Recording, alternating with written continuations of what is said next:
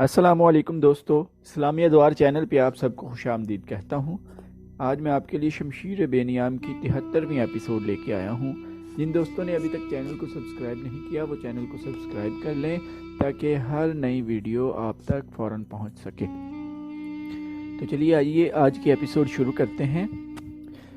ولید کے بیٹے مسنا بن حارثہ نے خالد رضی اللہ عنہ سے کہا، آگے فارس کی شہنشاہی کا ایک اور بڑا شہر ہیرا ہے، اسے تو فارس کا ہیرا سمجھ، لیکن اسے لینا آسان نہیں ہوگا۔ ہاں، حارثہ کے بیٹے خالد رضی اللہ عنہ نے کہا، امینیشیا کی تمام فوج اور تمام عیسائی جوان ہیرا پہنچ گئے ہیں، وہ سب ہمارے مقابلے میں آئیں گے، انہیں مقابلے میں آنا چاہیے۔ مدائن کی کیا خبر ہے؟ آج ہی میرا ایک جاسوس واپس آیا ہے، مسنا نے کہا، وہ بتاتا ہے کہ مدائن میں مایوسی پھیلی ہوئی ہے، کسرا کے محل میں ماتم ہو رہا ہے۔ اچھی خبر یہ ہے کہ وہاں سے اب فوج کا کوئی دستہ نہیں آئے گا۔ کیا یہ لوگ اب بھی نہیں سمجھے کہ تخت و تاج اور خزانے طاقت نہیں ہوتے کہ دشمن سے بچا لیں؟ خالد رضی اللہ عنہ نے کہا، کیا یہ ہمارا فرض نہیں کہ ان لوگوں کو اللہ کے سچے رسول صلی اللہ علیہ وآلہ وسلم کا پیغام دیں کہ طاقت اور ثروت صرف اللہ کے ہاتھ میں ہے اور اللہ ہی عبادت کے لائق ہے، جس کا کوئی شریک نہیں۔ ہاں ابن ولید، مسنا نے کہا، یہ ہمارا فرض ہے کہ ان تک اللہ کا پیغام پہنچائیں، اس کے ساتھ ہی مجھے ہر اس خطرے کو کچلنا ہے جو اسلام کو نقصان پہنچا سکتا ہے۔ خالد رضی اللہ عنہ نے کہا، کفر کا سر کچلنا ہے۔ تاریخ اسلام کا یہ ابتدائی دور بڑا ہی نازک تھا، اسی دور میں اسلام کی عسکری روایات کی بنیاد رکھنی تھی۔ امت رسول صلی اللہ علیہ وآلہ وسلم کے لیے جذبے کی شدت اور اہمیت کا تعین کرنا تھا۔ اس روایت کی بنیاد اس اصول پر رکھنی تھی کہ نفری اور طاقت کی کمی شکست کا باعث نہیں بن سکتی، جذبہ اور اسلام کی محبت اس کمی کو پورا کر دیا کرتی ہے۔ خالد رضی اللہ عنہ کو احساس تھا کہ وہ اس خیال سے پیچھے ہٹ آئے کہ لشکر مسلسل لڑ کر تھک گیا ہے اور نفری بھی کم ہوتی جا رہی ہے اور اپنے مستقر یعنی مدینہ سے بھی دور ہٹتے جا رہے ہیں، تو آنے والی نسلوں کے لیے یہی روایت بن جائے گی، جہاں رکاوٹ یا کوئی دشواری پیش آ گئی، سالار اپنی فوج کو واپس لے آئیں گے۔ خالد رضی اللہ عنہ ایسی روایت قائم نہیں کرنا چاہتے تھے۔ خالد رضی اللہ عنہ کو خلیفۃ المسلمین کی پشت پناہی حاصل تھی۔ اس وقت کی خلافت کی پالیسی میں کفار کے ساتھ دوستی یا مذاکرات کا ذرا سا بھی دخل نہیں تھا۔ دشمن کو دشمن ہی سمجھا جاتا تھا، یہ نہیں دیکھا جاتا تھا کہ دشمن کتنی دور ہے اور کتنا طاقتور ہے۔ اصول یہ تھا کہ دشمن کے سر پر سوار رہو اور اس کے لیے دہشت بن جاؤ۔ فارس کی شہنشاہی کوئی معمولی طاقت نہیں تھی۔ خالد رضی اللہ عنہ نے اتنی بڑی طاقت کے پیٹ میں جا کر بھی پیچھے ہٹنے کی نہ سوچی۔ انہوں نے یہ بھی نہ سوچا کہ لشکر کو کچھ آرام دیتے اور اس کی تنظیم میں اگر کچھ خامیاں رہ گئی تھیں تو وہ دور کر لیتے۔ مسنا بن حارثہ نے انہیں بتایا کہ ہیرا میں مقابلہ بڑا سخت ہوگا، تو بھی خالد رضی اللہ عنہ نے اپنے فیصلے پر نظر ثانی کی نہ سوچی۔ انہوں نے اسی وقت اپنے سالاروں کو بلایا۔ خدا کی قسم، خالد رضی اللہ عنہ نے سالاروں سے کہا، مجھے یقین ہے کہ تم یہ نہیں سوچ رہے کہ ہم جتنا آگے بڑھتے جا رہے ہیں ہمارے لیے خطرے بڑھتے جا رہے ہیں۔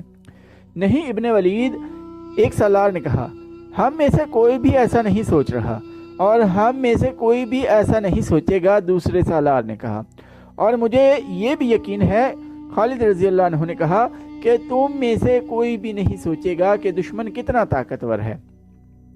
نہیں ابن ولید، سالار عاصم بن عمرو نے کہا، ہمیں یہ بتا کہ تو آج یہ بات کیوں پوچھ رہا ہے؟ تم پر اللہ کی رحمت ہو۔ خالد رضی اللہ عنہ نے کہا، ہماری اگلی منزل بہت دشوار ہے، اللہ کے سوا کوئی نہیں جانتا کہ ہم میں سے کون رہتا ہے اور کون دنیا سے اٹھ جاتا ہے۔ اپنے دلوں پر نقش کر لو کہ اپنے فرض سے منہ موڑ کر اللہ کے سامنے جاؤ گے تو تمہارا ٹھکانہ بہت برا ہوگا، اور تم جانتے ہو وہ ٹھکانہ کیسا ہے۔ روایت جو تم آج قائم کرو گے وہ ایک ورثہ ہوگا جو تم آنے والی نسلوں کے لیے چھوڑ جاؤ گے، اور یہ روایت اسلام کی بقا کا یا فنا کا باعث بنے گی۔ ہمیں اسلام کی بقا اور سربلندی کے لیے لڑنا ہے۔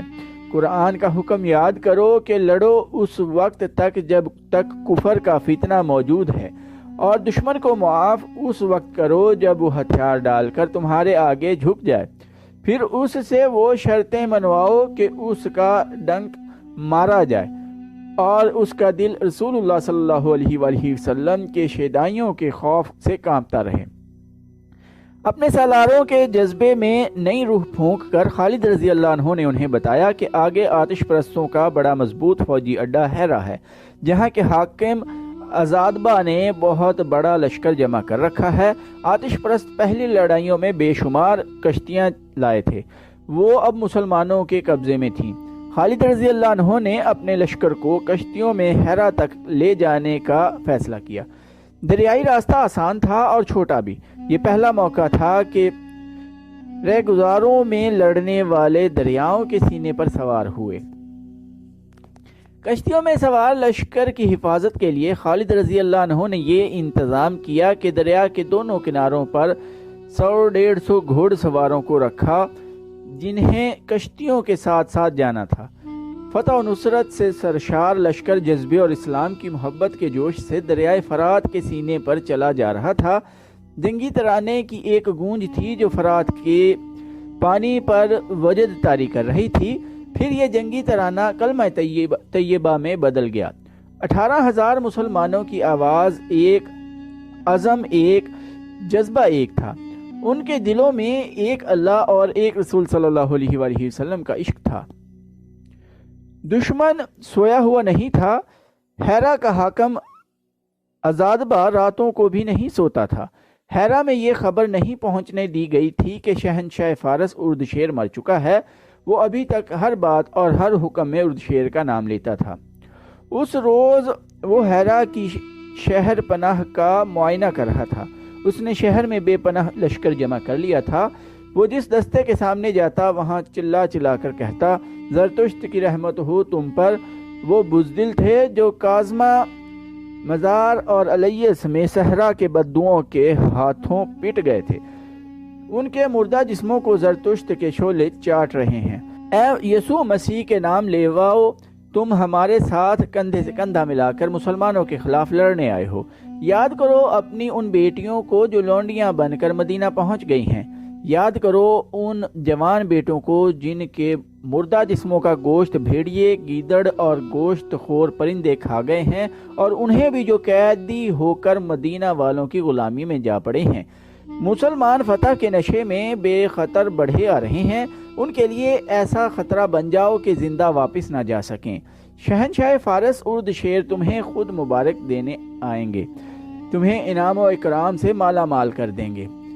شہر پناہ اور برجوں کے معائنے کے دوران اس نے دیکھا دور ایک گھڑ سوار گھوڑے کو انتہائی رفتار پر دوڑاتا آ رہا تھا۔ دروازہ کھول دو، ازادبہ چلایا، یہ سوار امینیشیا کی طرف سے آ رہا ہے۔ کئی آوازیں سنائی دیں، دروازہ کھول دو، سوار کو آنے دو۔ ازادبہ بڑی تیزی سے دیوار سے اتر گیا۔ سوار کے پہنچنے تک دروازہ کھول دیا گیا تھا۔ سوار رفتار کم کیے بغیر اندر آ گیا۔ ازادبہ گھوڑے پر سوار تھا۔ اس نے گھوڑے کو اینڈ لگائی اور آنے والے سوار کی طرف گیا۔ دونوں گھوڑے پہلو بہ پہلو رک گئے۔ کوئی خبر؟ ازادبہ نے پوچھا۔ وہ آ رہے ہیں، سوار نے ہانپتی ہوئی آواز میں کہا۔ سارا لشکر کشتیوں میں آ رہا ہے۔ وہ خالد رضی اللہ عنہ کے لشکر کی پیش قدمی کی خبر دے رہا تھا۔ کشتیوں میں؟ ازادبہ نے پوچھا۔ بند سے کتنی دور ہیں؟ بہت دور، سوار نے جواب دیا، ابھی بہت دور ہیں۔ ازادبہ کا بیٹا سالار تھا۔ ازادبہ نے اپنے بیٹے کو بلایا۔ کسی بھی تاریخ میں اس کے بیٹے کا نام نہیں ملتا، اسے ازادبہ کا بیٹا ہی لکھا گیا ہے۔ آج تیری آزمائش کا وقت ہے میرے بیٹے، ازادبہ نے کہا۔ ایک سوار دستہ ساتھ لے اور طوفان سے زیادہ تیز رفتار سے بند تک پہنچ اور فرات کا پانی اس طرح پی لے کہ فرات سوکھ جائے۔ مسلمانوں کا لشکر کشتیوں میں آ رہا ہے، دیکھ تو پہلے پہنچتا ہے یا مسلمان؟ اس کا بیٹا ایک سوار دستہ لے کر بہت تیز رفتار سے شہر سے نکل گیا۔ خالد رضی اللہ عنہ کا لشکر بڑی اچھی رفتار پر آ رہا تھا۔ چونکہ وہ بارش کا موسم نہیں تھا اس لیے دریا میں پانی کم تھا، لیکن کشتیوں کے لیے کافی تھا۔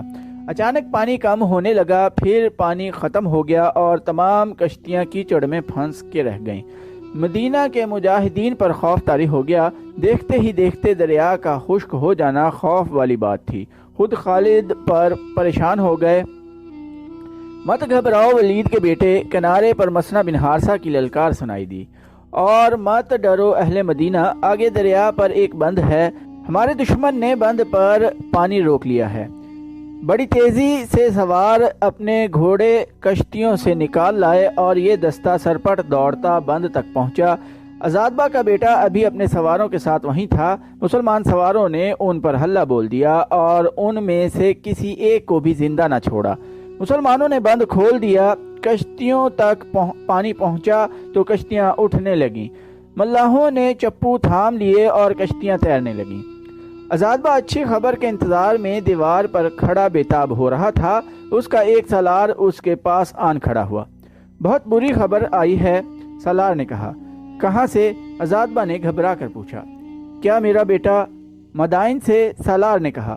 شہنشاہ ارد شیر مر گئے ہیں، لیکن یہ خبر خفیہ رکھنی ہے۔ اتنے میں ایک سوار ان کے پاس آیا اور گھوڑے سے اتر کر آداب بجا لایا۔ اگر یہ میرا فرض نہ ہوتا تو میں ایسی خبر زبان پر نہ لاتا، سوار نے کہا۔ میں سن چکا ہوں، عزادبہ نے کہا۔ کسرا ارد شیر؟ نہیں، سوار نے کہا۔ آپ کا بیٹا بند پر مارا گیا ہے، اس کے تمام سواروں کو مسلمانوں نے کاٹ ڈالا ہے۔ میرا بیٹا؟ عزادبہ کے منہ سے نکلا اور اس کا رنگ لاش کی طرح سفید ہو گیا۔ جی تو دوستو، شمشیر بے نیام کا پارٹ 1 آج ختم ہو چکا ہے۔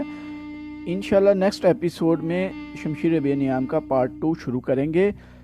جن دوستوں نے ابھی تک چینل کو سبسکرائب نہیں کیا وہ چینل کو سبسکرائب کر لیں۔ ٹائم دینے کے لیے شکریہ۔ اللہ حافظ۔